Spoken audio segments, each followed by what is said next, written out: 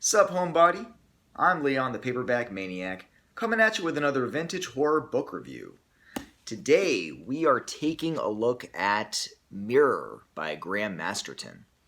This book was published by Tor in 1988, has a gorgeous piece of cover art by Jim Thiessen, which, in my opinion, totally captures the spirit of late 80s horror. It's got all the tropes, right? Like the evil kid, the flames, the foil and bas relief, which was de rigueur for publishers back in the day when they were apparently swimming in it and could afford to invest the money in creating a really sexy and eye-grabbing covers.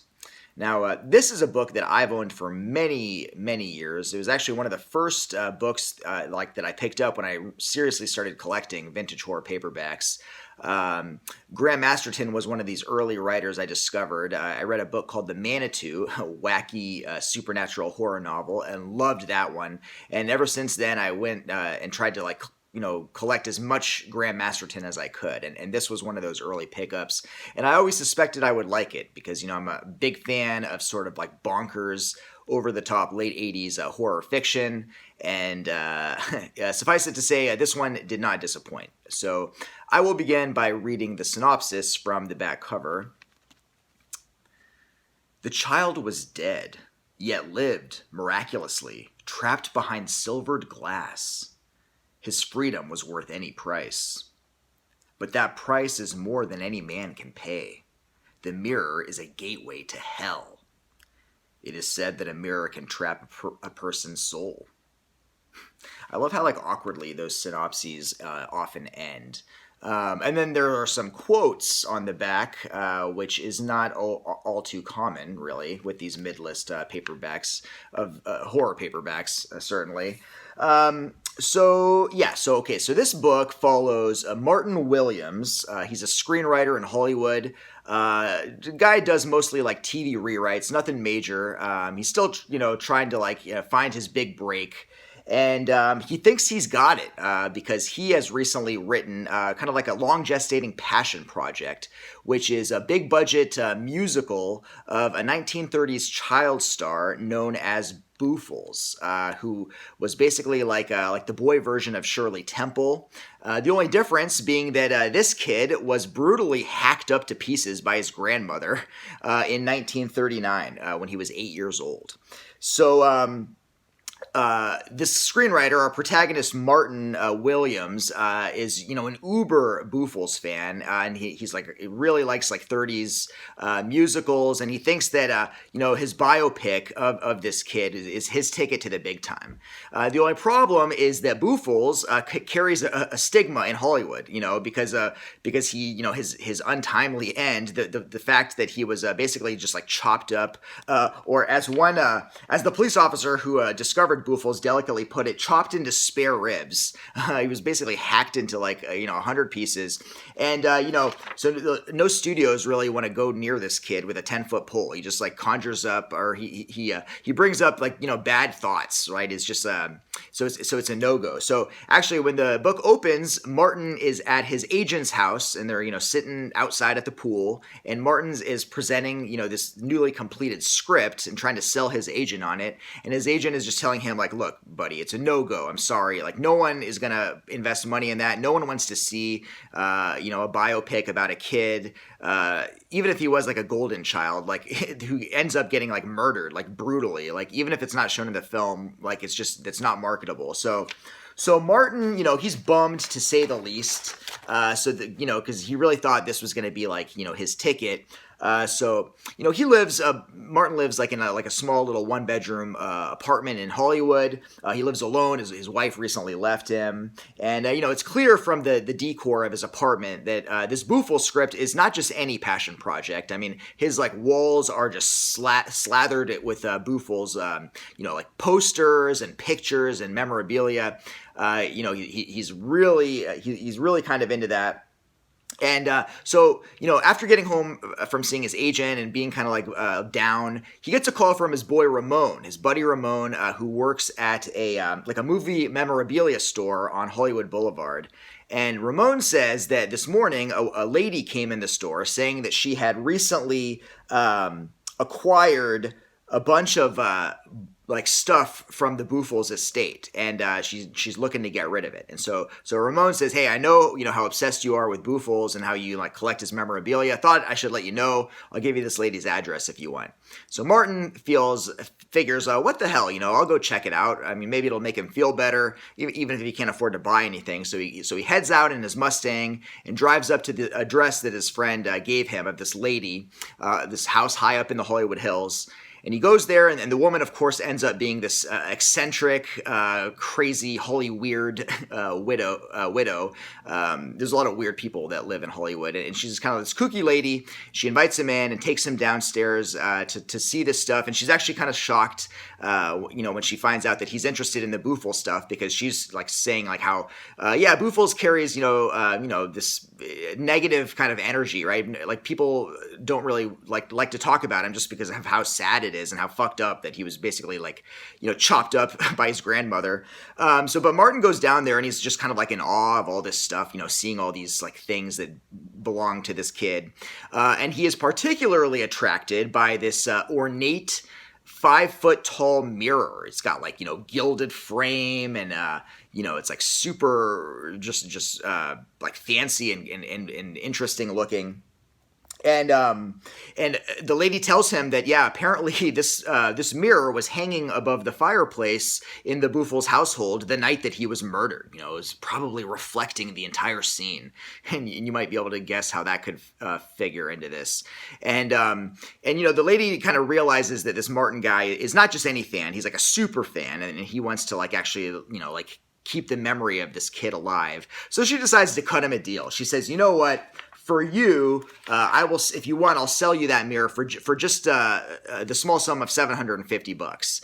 And of course, that's no chump change for Martin. But he says, "You know what?" He's like, "Yeah, I'll do it." He's like, even if it's gonna like clear out his bank account, he figures he's gonna hop on that because it's probably worth thousands, and it would be a nice thing for him to add maybe like a little more inspiration too, like into his house. So he buys the mirror, takes it back home, hangs it on his wall, and then soon strange things, of course, start to happen. First of all, the mirror shows the reflection of this plastic ball that's in, the reflection, but is not in the actual room. So it starts reflecting things that aren't really there. And then things start to get lost into the mirror and then come out of it later, but a little different, which is odd. And also Martin starts to hear like sobbing at night, like a child's sobbing. And in Martin's apartment, his landlord has a 5-year-old son named Emilio, who Martin is kind of very fond of, and they're kind of close together. So one day, Emilio says that he has been like talking to a little kid in the mirror, and then he asks Martin, if he can come over and play with the kid. And Martin's like, "What are you talking about? What little kid?" And then this little Emilio, this 5-year-old, points to one of the posters on Martin's wall and says, "That kid, actually, I've been talking to, and it's Buffels." And then Martin's like, "I know that's impossible. You could not have been talking to that kid. That kid is is no longer alive." And then this kid's like, "No, I really did. I really did see him there." And then Martin, like, of course, is skeptical, doesn't believe this. But as weird things keep happening, he sees one day, like, a poster of Buffels on his wall has, like, tear stains around the eyes as if it's been crying. And then, coupled with the sounds of sobbing at night, Martin is very quickly then convinced that it actually is Buffels. And this Buffels' spirit is somehow trapped in the mirror. And Emilio, keeps going over this kid to like play, but Martin tells Emilio, like, "Look, you got to be a little careful here because Martin suspects that a thing can actually go inside the mirror, and then another thing may come out, but it will be different. It won't be the same thing." So he's like, "Look, if you somehow like get stuck in that mirror, I may not be able to get you out of there." So he tells Emilio to kind of be careful, and then. So one night after waking up from like a strange dream in which he is a mollusk, he he hears some sounds coming from his living room. He goes out and he sees that this Emilio kid is is inside. It must have snuck inside to kind of play with Boofles, and he sees in the reflection of the mirror what can unmistakably be Boofles. He actually like straight up sees him in the mirror smiling at this kid and says, "Okay, let's do it." And then he like grabs at little Emilio and tries to pull him into the mirror, and then this vortex of wind comes, and the kid nearly gets sucked in the mirror. Of course, Martin dives for him, saves him right as he's about to be sucked in. And then is sure that there's like danger to be had in this mirror, relating to this mirror, and says like, "Look, I don't want you coming anywhere near the mirror anymore. I don't know what's going on. We need to investigate this further. This is dangerous, right?" And he is right to be worried, because soon. What happens? His buddy Ramon's cat gets sucked into the mirror, and what comes out of the mirror is not his buddy Ramon's cat, but another cat, actually Boofles' old cat, which goes crazy and attacks Martin fiendishly with its claws in a scene like right out of Reanimator, just scratching at him. It nearly tears his ear off, and it can only be subdued with a screwdriver, which Martin stabs. He stabs the cat with a screwdriver, and then shoves the screwdriver into the wall, and this cat is still thrashing around. And then when he thinks the cat is dead, he grabs a trash bag and puts the bag under the cat that's suspended, hanging from the screwdriver. And then when he removes the screwdriver from the wall so that the cat's corpse will drop into the bag, it suddenly comes alive again and jumps at him and starts slashing at him some more. And then Martin finally gets the cat into the bag and bashes it against the wall of his apartment a good few times. And then drops the bag on the floor and then just starts jabbing at it, stabbing at it with his screwdriver to finally kill it, right? A really just really amusing scene that's simultaneously funny and also scary, just a perfectly rendered scene there. And then Martin does a little investigating, and he talks to some hospital workers who claim to have been in the hospital the night that Boofles was murdered, and then including one nun who had been given a key by Boofles' grandmother, the woman who had murdered him. And then so Martin takes this key thinking maybe this will unlock some secrets, because he is resolved to kind of figure out the mystery of Boofles, right? Why Boofles was killed by his grandmother, how he happened to get inside the mirror, and what he wants now, right? So he does some investigating, and he finds that key actually opens up a safety deposit box in an old Hollywood hotel. And the safety deposit box has some interesting items in it, including some claws, some hair, even a scalp, and it's all very odd. And then finally, the stakes are raised when Emilio one day disappears, and then and Martin and the landlord, they worry that maybe Emilio had snuck back into Martin's apartment after he had been told forbidden to go to the mirror, and then he had been actually sucked in. And gotten trapped in the mirror, and and Martin's worst fears are sort of shown to be true when one night a shadow kind of creeps out of the mirror and materializes in his room as he's sleeping, and then becomes the flesh and blood real Boofles, who approaches Martin, and Martin says, and Martin's yeah, I suspect that my buddy Emilio, this little kid who lives here, you're only here because he got sucked into the mirror. And then the Boofles kid, this little cherubic fucker, he's if you want to have Emilio come back out, I can bring him back out, but you got to help me out. And he says that he wants to his goal. He wants Martin to help him complete the project that he was working on when he died back in 1939. It was he was making a musical, and he says I need to finish this so that my soul can rest, right? Because it was an unresolved thing that he had been doing. So he's you with your Hollywood connections, help me to finish this project of mine, this musical, and then if you do that, then I will I will let Emilio come out of the mirror. And it doesn't it doesn't take a lot of inference to suspect that maybe Boofles isn't being completely on the level, right? This book then just goes. The plot completely goes sideways, like in the final like third, in the most wonderful and charming and fun like '80s way. It almost goes into some William W. Johnstone territory, like kind of in that same tropey way. But in this case, the difference being that it is executed very well, whereas Johnstone is not executed well. But yeah. In short, as far as my feelings on this one, I loved this one. This really, this is my kind of, like vintage horror novel. It's wild, it's fun, it's violent, it's creepy, it's supernatural.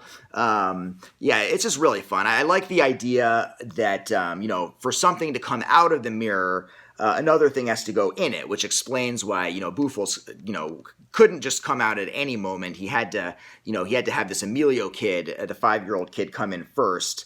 And even more fun is the idea that in the mirror world, the laws of nature and physical reality don't apply. So, that's why like anything that goes into the mirror changes, such as, Ramon's cat, which like mutates when it comes out of the mirror. It's like this mutant cat snake, and Martin and Ramon have to like just fight it and ultimately set it on fire. And actually, I'm going to read to you guys a scene, a passage from that scene that I thought was really fun, to give you a taste, kind of like these horror set pieces.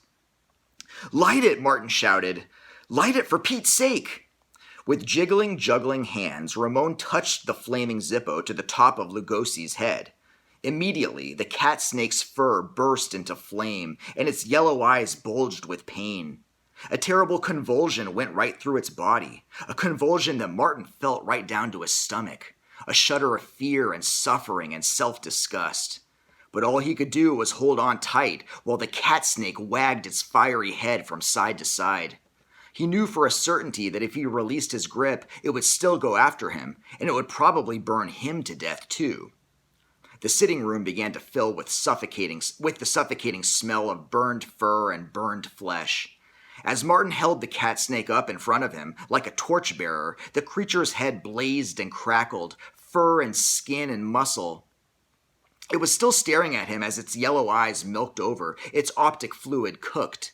Its mouth was still gasping, that as fire began to lick out of its throat and between its needle-sharp teeth, and the skin of its tongue frizzled and charred. At last it died, and Martin was left gripping a snake with a smoking head, its jawbones showing yellowish brown through its incinerated cheeks, its mouth stretched wide in a hideous snarl. That is awesome. There's just so many fun, just goofy, over-the-top set pieces. There's a reason I mentioned Reanimator earlier. And here's another one. I've got one more passage for you guys. This is describing Boofles forcing a man who is trimming his beard in the bathroom to slice his own tongue. So check this out. This is, let me see if I can find it here. Yeah, this is pretty fun. Blood gushed down the front of his, I guess I'll read a little earlier. Okay, here. He cut into his own tongue with the hairdressing scissors. There was a terrible crunch of flesh that he could feel right down to the roots of his tongue, right down to the pit of his stomach. His throat muscles contracted in an attempt to scream, but the grip on his neck remained, and there was nothing he could do but to choke and struggle. Blood gushed down the front of his undershirt as if he were pulling on a bright red sweater, and splattered into his shaving water. But the child in the mirror hadn't finished with him yet. His trembling hand opened up the blades of the scissors again, and enclosed his tongue from the side this time, so close to his lips that he cut his mouth as well. He could feel the sharpness of the scissors on the top and the bottom of his tongue, and his eyes bulged in hysterical terror. If I've split my tongue, then it can be sewed up and healed. But oh God, if I cut it right off. The boy's face was sparkling with delight. You told. pleaded Dr. Rice. You told, and you shouldn't, and now you have to pay. The man's right hand went into a taut, slow-motion convulsion and closed the grips of the scissors. He cut right through to the first split, and half of his tongue dropped into his wash basin. Then, shuddering all over, he raised his left hand and gripped the remaining half of his tongue by its tip and scissored that off, too. Then he stood in front of the mirror, staring at it in shock, his lips closed, but a thin, dark, glutinous cascade of blood poured down his chin. Everything was bloody, his face and his hair and his clothes and his dress and his dressing room. He looked like a circus clown who had gone berserk with his pot of scarlet makeup. That's just gold right there, right? I mean, that's what we're always looking for. I mean, that's what I'm always looking for. Also cool in this book is the idea that within the mirror, it's still Hollywood, only it's Hollywood, quote unquote, the other way around. And also, like, if you go into the mirror world, the people in the mirror world are actually it shows them for like how they truly are, right? So therefore everyone is like terribly distorted and hideous, and it's like these like psychotic like mirror images like just like roaming around in there. Definitely, Masterton definitely has some fun with that idea, and we do actually get inside the mirror world at the end. I'm really happy. I was hoping, I was worried, that he might have like copped out and not shown us the mirror world, but we do get that a little bit at the end, and it's really cool. Also, this book just has a great late 80s LA setting. I'm always a fan of these vintage horror paperbacks that take place in LA. Particularly, well describing the Hollywood era, which, funnily enough, has not changed a whole lot since the 80s. And it's one thing that actually I really appreciate about Los Angeles, the fact that it's still, and especially Hollywood, and if you go to Hollywood Boulevard, I mean, it still retains a lot of that old, like, scuzzy charm. You're not going to see like people like punks walking around with mohawks or hookers like in like Pumps and Hustlers and stuff. But you definitely see your fair share of like weirdos and freaks and just human wildlife, like a fucking menagerie, like on Hollywood Boulevard especially. So it hasn't like become like total downtown Disney the way Manhattan has. And I appreciate that. And it kind of, this is definitely, that kind of scuzzy sort of LA setting. And Masterton, he must have, I assume he must have like moved here and lived here for his, because he has pretty good knowledge of it. And also, it's really well written. Masterton is definitely one of the better, I think, prose stylists. I mean, it's not like stylists, but definitely one of the better prose writers of this era. And I think, I've said this before, I think in general, the UK writers of this period were just generally just better, like, technical writers, like writers like John Halkin, Harry Adam Knight, Nick Sharman. They were, maybe not so much like Guy N. Smith, definitely not Guy N. Smith or even like Sean Hudson, but for the most part, most of them I think were better than the average American mid-list horror writer of the 80s. But the prose was also surprisingly like convincing, to be American, right? Because sometimes when you read Brits trying to do American, it doesn't sound right or it seems off. But he really got it right, even the dialogue. So another reason that makes me think maybe he expatriated and moved here, because he really seems to have a grasp of like American style writing. The chapters were a bit long for my liking, but, not too bad. It was definitely engaging enough that I wanted to continue reading, and there were, breaks every now and then, so it didn't really bother me, the long chapters. It's got a fun, crazy ending, I will say. It definitely goes to some outlandish places. One scene in particular at a Hollywood premiere is just gold. It's just amazing. Just the carnage described is so great. I did write here in my notes, about midway through this book, there is an intimation that Boofles was subjected to what sadly a lot of Hollywood child stars are, which is just like some of these sick, perverted, powerful Hollywood people who are like total pedophiles. And there was like a hint of that. Well, I thought I was reading a hint of that. And for a moment, I was thinking like, oh shit, is this kid like wanting to get revenge on the Hollywood pedophiles that like molested him back in the 30s? But of course not. That would be like way too deep for a book like this. It's much more simplistic and formulaic, but in a fun way. I'm actually happy it didn't go that direction.